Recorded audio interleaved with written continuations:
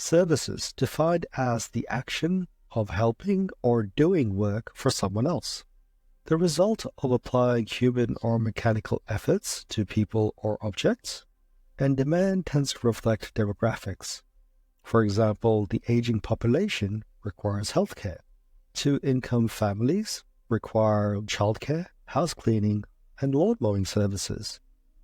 The service sector has been growing globally at 10% every year and is expected to continue to grow.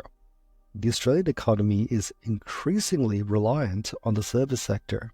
Back in 2004, when I first came to Australia, most things would close pretty early, whereas now, as in pre-coronavirus, most shops would be open till pretty late, especially on Thursdays, Fridays, and Saturdays. Just look at the rise of food delivery organizations such as Uber Eats, or even driver delivery options like Uber, Didi, Ola, and so on.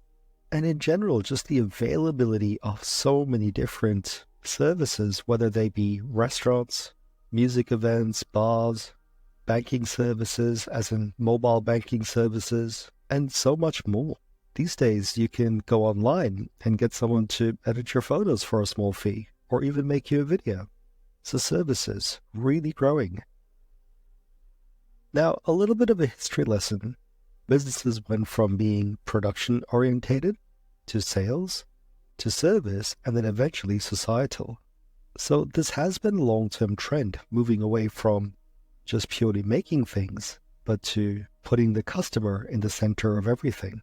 This is important to note as 72% of customers believe Australian companies are not placing a high enough importance on providing excellent customer service, which clearly isn't very good, especially with an increasing reliance on the service sector. However, this does mean organizations can improve customer service experience and thereby enhance customer satisfaction. Because remember, in marketing, we're not just selling products, we're providing an experience through the products that we sell.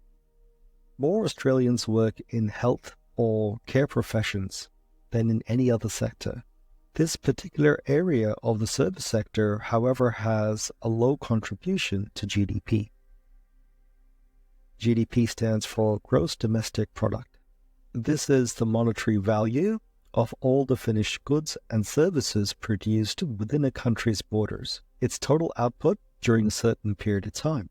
It takes into account all goods and services produced, which includes imports and exports, as well as government spending. Basically means this particular sector, as in health or care professions, they don't really make that much money, unfortunately. On the other hand, the banking and financial service sector is the largest in terms of GDP contribution, despite being the smallest employer. As in, the banks don't employ many people, but it has a huge contribution to our economy. Australia looked at having a royal commission in the aged care sector. This was an opportunity to address the problems facing the aged care sector, and the purpose was to establish reforms to transform the aged care for the benefit of all Australians. In summary, what was found was that the aged care system fails to meet the needs of its older, vulnerable citizen, and it does not deliver uniformly safe and quality care, which really is a shame considering when people need the service the most, as in towards the end of their life, they're not being looked after to the standards required. There are cost realizations to service. Over 1/3 of people stop shopping at a company because of poor customer service. Gen X are the most likely to abandon, whereas baby boomers are more tolerant of poor services. In today's competitive market, brands can't afford to lose sales due to poor customer service.